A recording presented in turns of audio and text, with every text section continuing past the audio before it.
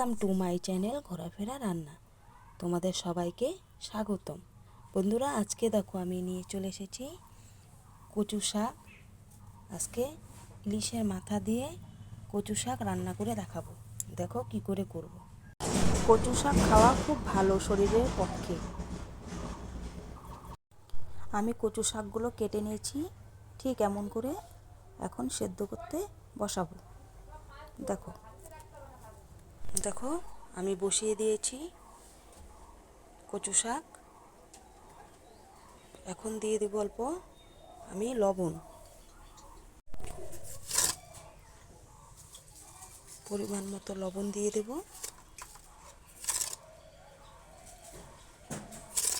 আমি কিন্তু একটুকু জল ব্যবহার করব না, কচু শাক থেকেই জল উঠবে। আর দিয়ে দেব কাঁচা লঙ্কা।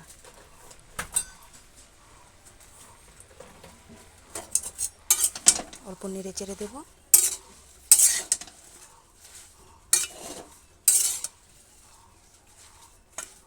এখন আমি ঢেকে দেব, আর কিছুক্ষণ পর পর এইভাবে নেড়ে চেড়ে দিতে হবে। দেখো আমি ঢেকে দিচ্ছি।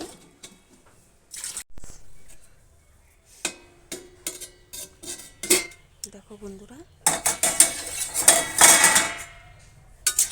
কচু শাকের থেকে কতটা জল বেরিয়েছে। আমি কিন্তু একটুকু জল দেইনি।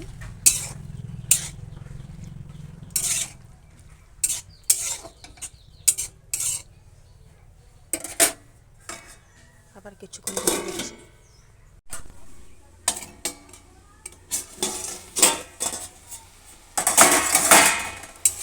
দেখো শাকটা সেদ্ধ হয়ে গেছে।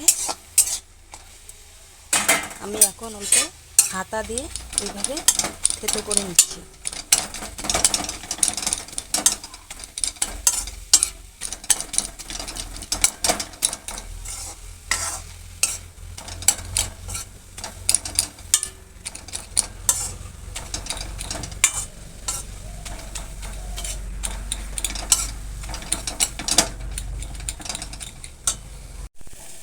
দেখো বন্ধুরা, এখন আমি এটা নামিয়ে নিচ্ছি। দেখো বন্ধুরা, এখন আমি ইলিশ মাছের মাথাগুলো ভেজে নেব।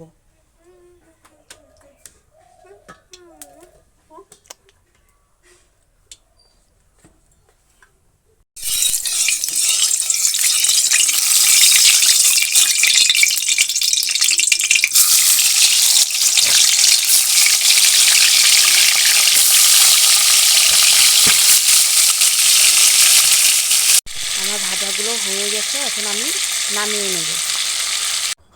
এবার আমি দিয়ে দেব 2-3টা শুকনো লঙ্কা, আর দিয়ে দেব গোটা জিরা, আর থেতো করে রাখা রসুন।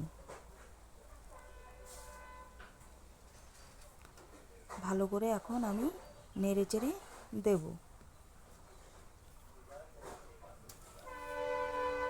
এখন দিয়ে দেব আমি ভেজে রাখা মাছের মাথাগুলো।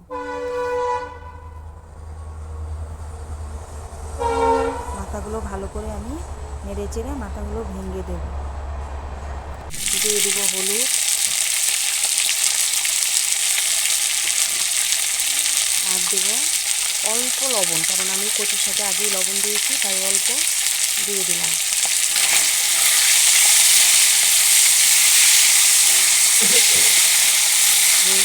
মাথাগুলো এভাবে ভেঙে ভেঙে দেব।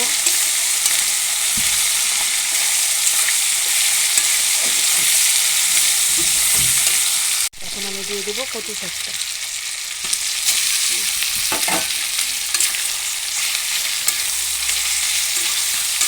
এভাবে আমি কিছুক্ষণ নেড়ে চেড়ে দেবো।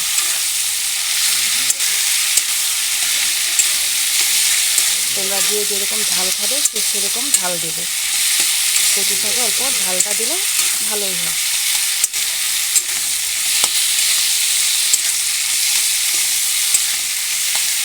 আমি কিছুক্ষণ এভাবে নেড়ে চেড়ে দেবো। তোমাদের কেমন লাগলো আমার এই রেসিপিটি? ভালো লাগলে অবশ্যই লাইক শেয়ার করে দেবে। আর তোমরাও বাড়িতে এভাবে বানিয়ে খাবে, খেয়ে আমাকে কমেন্ট করে জানাবে কেমন হয়েছে। তোমাদের অসংখ্য অসংখ্য ধন্যবাদ।